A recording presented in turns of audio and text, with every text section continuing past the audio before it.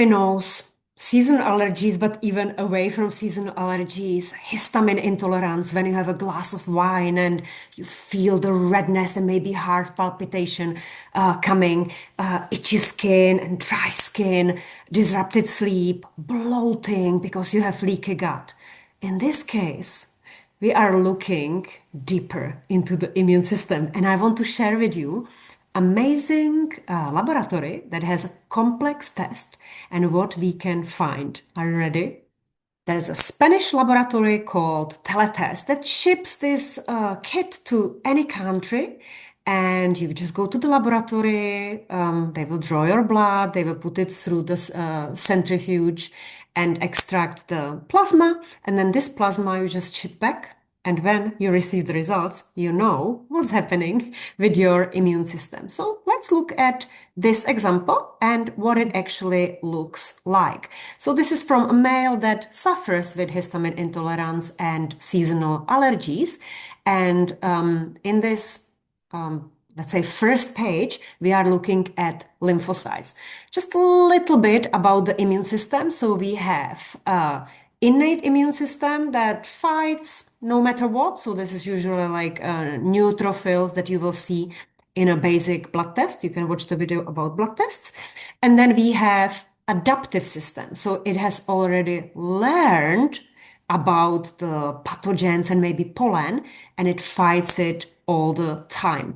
And then we are looking at different T cells. So it's actually inside the cell. So it has been trained in the thymus, in the organ, for specific things. And then we are looking, like, for example, at T4 when it's activated and T8 when it tries to fight. So it's cytotoxic. And then T regulator, so it tries to regulate it. And on the other ones, we are also looking, for example, at viruses. So you have maybe heard about herpes virus type 1, which is on the lips or anywhere on the face, around the nose, and so on. And it is dormant in a ganglia, obviously. And when you get sick or under stress, it takes over the cells and then it just replicates. So the viral replication is using your genetic material in your cells to propagate everywhere. And then we have herpes virus 2. This is like a vaginal, or it can be anywhere in the genital area. And of course, it also comes back, and it's sexually transmitted disease. And then we have cytomegalovirus, and of course we also make a difference between IgG and IgM. So IgG, it actually means, as you can see, for example, here with the Epstein-Barr virus, that this person had and met in the life the Epstein-Barr virus, which actually might be a root cause of many diseases like multiple sclerosis, Hashimoto, autoimmune disease, and so on. But what we always focus on if the IgM, immunoglobulin M, is high. So this black line basically means where he's going over the board, and the yellow line is what is the reference range, and we always want to sit in the middle of the reference range. So for me to interpret, I'm always looking where he goes out. And he shared with me that he has, of course, seasonal allergies. And do I really see it here? Yes, because we have immunoglobulin E, which is always allergic, because there is a difference between intolerance, like you might have lactose intolerance, that it will bloat you, but it does not really kill you. Then you might have sensitivity to certain food. It might also bloat you, but then it goes away. But then you have allergy, and there can be severe allergy that you feel it immediately. And I can see that his IgE is high.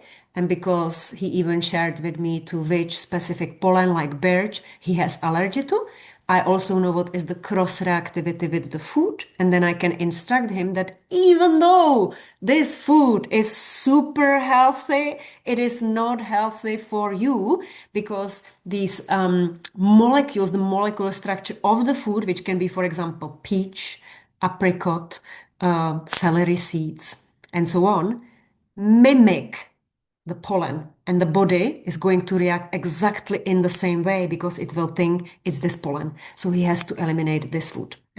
So then we are also in this test looking at TH1 and TH2. And just to educate you a little bit more, here from the Institute for Functional Medicine that has absolutely brilliant trainings, you can see that there needs to be balance. And if it's imbalance, so we have TH1 and we have different cytokines that are almost like molecules that are informing the body what's happening. So as you will see in this test, I'm also looking at all of these interleukins, these chemical messengers, because then I immediately know if it's, for example, acute inflammation with interleukin 8 or 16, or if it's chronic inflammation, interleukin 2, and so on, or if it's acute and chronic. So, for example, interleukin 6 is very well known and it triggers the CRP that you know from the liver, and we usually test it in the blood as well. And then we have, for example, this tumor necrosis factor and so on. So we have the TH1, so T helper, this is actually trying to help us, right, this immune system. And very often it might be high in rheumatoid arthritis, multiple sclerosis, Lyme's disease, Crohn's disease, and so on. And then we have TH2, which is very often in allergic disease, asthma, contact dermatitis, and so on. But it can be high also in pregnancy, because during the pregnancy, of course, our body is firstly viewing the fetus as invader, and we need to adapt in this way. So always when you interpret the test, you need to interpret it in context to the person, not just, there is no black or white, there's always so much more in it. So when we go back to this test, you will see. So Epstein-Barr virus, I already told you, and this is actually nuclear antigen. So the Epstein-Barr virus got into the nucleus, center of the cell, and it is dormant at this moment. Yes, and then we have, for example, varicella that we all had, chickenpox, and so on. What will be very interesting in this test, let's say for me, is to see also the percentage, because the first page is just showing me what's high, but how high is it? And also it does not mark. It says green, everything is fine when you are still within the range, but you might be getting close to being out of the range. And that's why I am looking at everything, and I'm usually like marking it down for me. So if I see, for example, 441 and 580, I just evaluate, yeah? And we can see that, for example, the regulatory T4 is high. So it, like the immune system is trying to react. You can also see that the cytotoxic T cells, those ones that are killing and trying to resolve it, they are high, but the memory effectors are depleted, so it's very low. Then we are also having like B lymphocytes, so that's when it's humor, when it's in the blood. It's not inside the cell, cell mediated, but it's in the blood. Because if you, for example, have leaky gut and some pathogens through the gut wall get into the blood, the B cells are also increased. Yeah?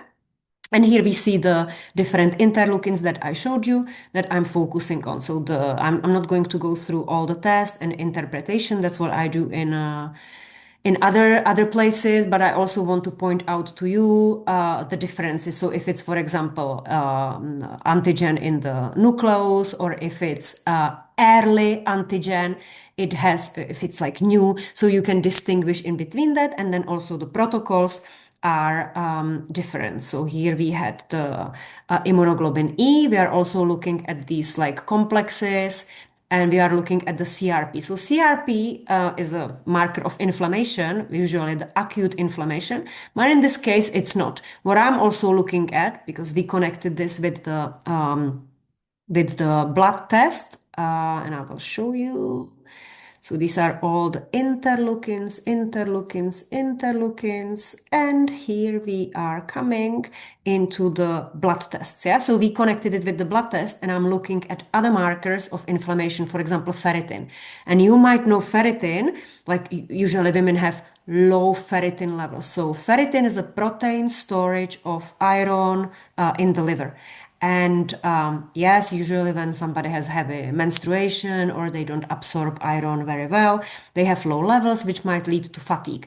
But high ferritin levels, it's also an inflammatory marker. So sometimes it might mask deficiencies. And that's why we are looking usually at the mean cell volume. So we are looking at the size of the red blood cells, and we are looking at other markers, for example, transferrin and transferrin saturation, to show us how well you absorb iron and how much of the free iron you have. So we know that he has enough iron, and that ferritin in this case is a marker of the inflammation. And how do I know it? Because I also know that this person has very high uric acid. Uric acid is also a marker of the inflammation, and it's causing crystals in joints, usually the big toe. So this is called gout, the king's disease. And it's also damaging the kidneys. In this case, it did not yet damage the kidneys because the filtration rate of the kidneys is good. So what I have done immediately for this client is I ordered all the supplements that are removing uric acid.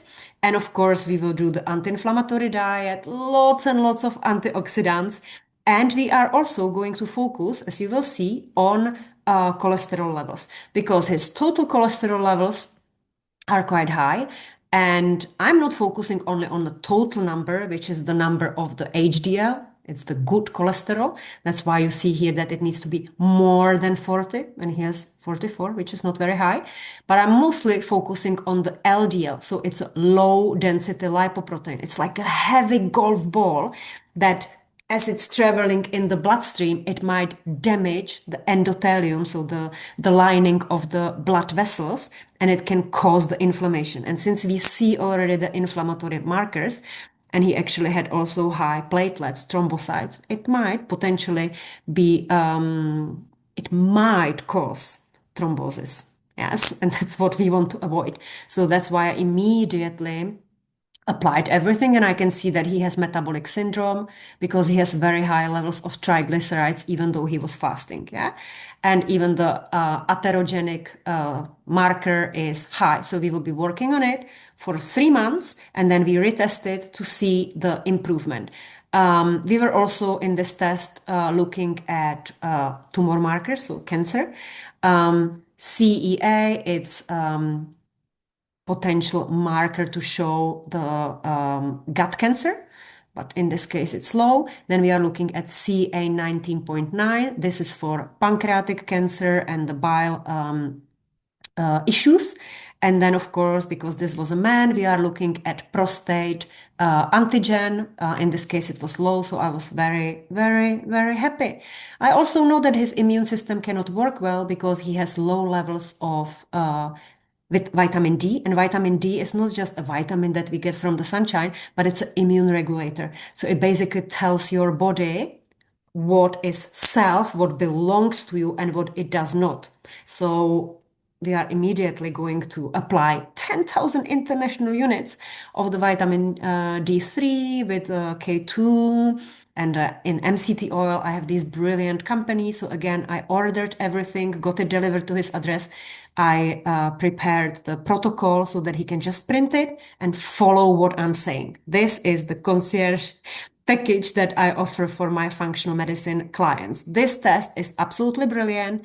I highly, highly, highly recommend it for somebody who feels fatigue and maybe joint pain, muscle pain, bloating, stuffiness, having the mucus maybe in the stool, mucus in the eye, dry eyes, or any dermatitis on the face, on the skin, any changes. Please find the root cause of your problems and then take action. And if you want to know how to prepare for this test, because you have to stop supplements and you have to eat specific food and you have to follow so that we see exactly what are the results, not masking any deficiency, then you want to watch the video of how to prepare for the urinary test, blood test, or the stool test.